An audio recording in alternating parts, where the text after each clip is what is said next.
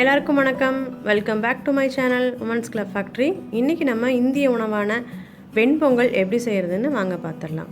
பொதுவாகவே நம்ம மார்னிங் பிரேக்ஃபாஸ்ட்டில் இட்லி தோசைக்கு அடுத்தபடியே நம்ம சொல்லக்கூடிய ஒரு ஐட்டம் பார்த்திங்கன்னா வெண்பொங்கல் தான். அது எப்படி செய்கிறதுன்னு வாங்க பார்க்கலாம். 1 கப்பு நான் பச்சரிசி எடுத்திருக்கேன். அதே மாதிரி அதுலேயே 1/2 கப்பு நம்ம பாசிப்பருப்பு எடுத்துக்கலாம். மூங் தால் நீங்கள் 3/4 கப்பாக கூட எடுத்துக்கலாம். 2-3 தடவை நல்லா தண்ணி ஊற்றி வாஷ் பண்ணி வச்சுட்டு கடைசி வாஷில் நம்ம ஒரு 20 நிமிஷம் ஊற வச்சிடலாம். அந்த டைமில் நம்ம குக்கரில் ஒரு 2 டீஸ்பூன் நெய் விட்டுக்கோங்க. இல்லை எண்ணெயை கூட விடலாம். நெய் ஊற்றினீங்கன்னா நல்ல டேஸ்ட்டாக இருக்கும். இப்போ கொஞ்சமாக நம்ம பெருங்காயத்தூள் ஆட் பண்ணிக்கலாம்.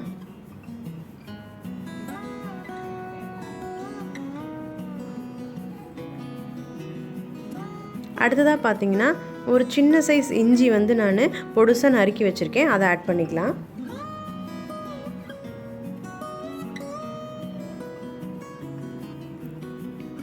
இஞ்சி செவந்து வந்ததுக்கப்புறமா அடுத்த பொருள் ஆட் பண்ணணும்.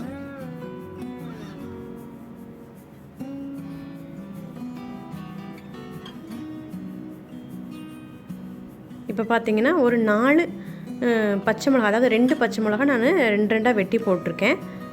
இந்த காரம் இந்த அரிசிக்கு போதுமானதாக இருக்கும். இப்போ நம்ம ஊற வச்ச அரிசியை இதில் ஆட் பண்ணிக்கலாம். நான் 20 நிமிஷம் ஊற வச்சுருந்தேன்.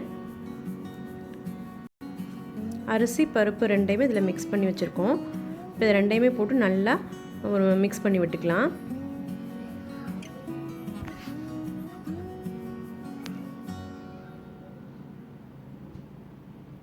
இப்போ நல்லா கலந்தாச்சு.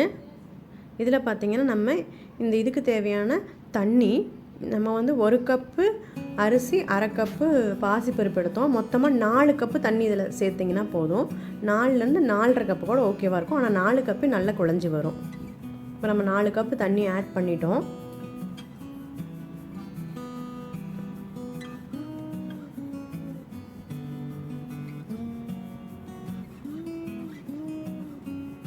அடுத்ததாக பார்த்தீங்கன்னா நம்ம இப்போ அரிசிக்கு தேவையான உப்பு இதிலே சேர்த்துடலாம்.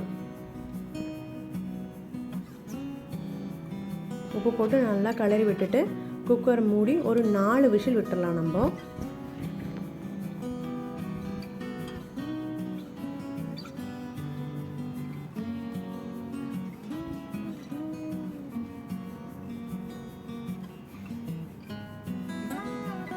விசில் வரதுக்குள்ள நம்ம இங்கே பார்த்திங்கன்னா ஒரு சின்ன பேனில் கொஞ்சமாக நெய் விட்டுக்கோங்க. நான் 2 டேபிள் ஸ்பூன் விட போகிறேன். வெண்பொங்கலுக்கு பொதுவாக நீங்கள் எந்த அளவுக்கு கலர நெய் சேர்க்குறீங்களோ அந்தளவுக்கு அது நல்லா குழஞ்சி வரும். நல்லா டேஸ்ட்டாக இருக்கும். நேரம் போக போக கெட்டியாகாமல் இருக்கும்.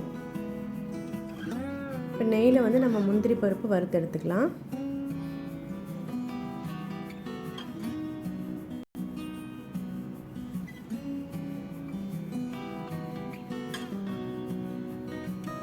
முந்திரி பருப்பு ஓரளவுக்கு சிவந்து வந்திருக்கு. இப்போ நம்ம ஒரு டேபிள் ஸ்பூன் ஜீரகம் எடுத்துக்கலாம்.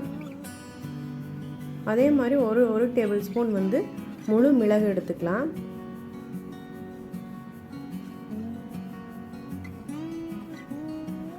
அடுத்ததாக கருவேப்பிலை, ஃப்ரெஷ்ஷாக இருக்கிற கருவேப்பிலை ஆட் பண்ணி நல்லா கலந்து விட்டுருங்க எல்லாம் சேர்ந்து. இப்படி ஃப்ரை பண்ணதை நம்ம விசில் அடங்கினதுக்கு அப்புறமா ஓப்பன் பண்ணி பாருங்கள். பாருங்கள், நல்ல 4 விசில் ப்ரெஷர் கம்மியானதுக்கப்புறம் நான் ஓப்பன் பண்ணி பார்த்துருக்கேன். சாதம் நீங்கள் கலர்னிங்கன்னா தெரியும், நல்லா குழஞ்சி வந்திருக்கு. 4 டம்ளர் தண்ணிக்கு இந்த மாதிரி இருந்ததுன்னா உங்களுக்கு ரொம்பவே நல்லாயிருக்கும். நல்லா நீங்கள் மசிச்சு விட்டுட்டு நம்ம ஃப்ரை பண்ணி வச்சுருக்கோம் இல்லைங்களா, அதை எடுத்து இதில் ஆட் பண்ணிக்கலாம்.